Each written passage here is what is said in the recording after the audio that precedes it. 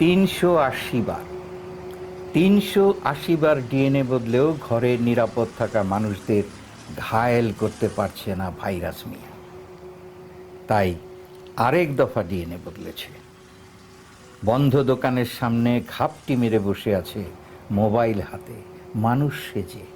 ফাঁকা রাজপথে নিরীহ পথচারীর ভাব ধরে হেঁটে যায়, যেন জগতের কিছুই জানে না।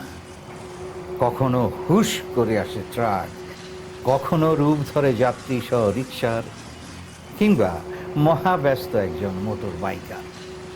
যে পথ নিশ্চুপ থাকবার কথা, সেখানে ছুটে চলা গাড়ি, বেবি ট্যাক্সি, রিকশা, ভ্যান, মানুষ, এদের নিরীহ ভাববার কোনো সুযোগ নেই। কিন্তু এরা সবাই ভাইরাসের সশস্ত্র আক্রমণকারী সৈনিক।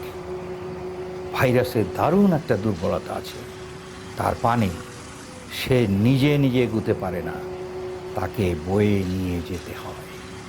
আর মানুষই তাকে বয়ে নিয়ে যায়, হেঁটে, রিকশায়, ভ্যানে, বেবি ট্যাক্সিতে, গাড়িতে।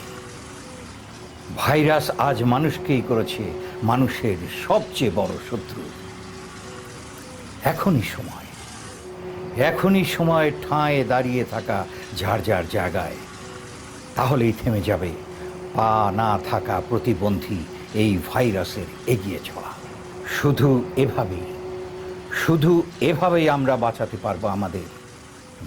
পারবো আমাদের সন্তানদের, যার কপালে মা দিয়েছেন শত্রুর মুখে ছাই দেয়া কালো টিপ।